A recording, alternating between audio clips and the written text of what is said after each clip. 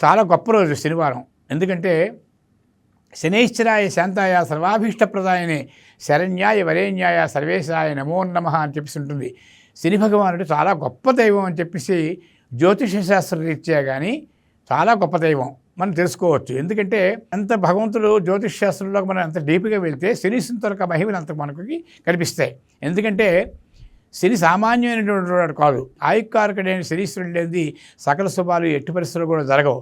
అటువంటి శనికి మనం మరో కోణంలో చూసి శని పెట్టింది, మనం దరిద్రుడు అయిపోయాము, ఆ తర్వాతేమో మనకు సర్వనాశనం అయిపోతున్నాము, ఈ శని బాగా శనిలా దాపురించాడు అనేటువంటి వ్యవహారికల్లో చాలామంది శనిని దూషించడం పెట్టారు.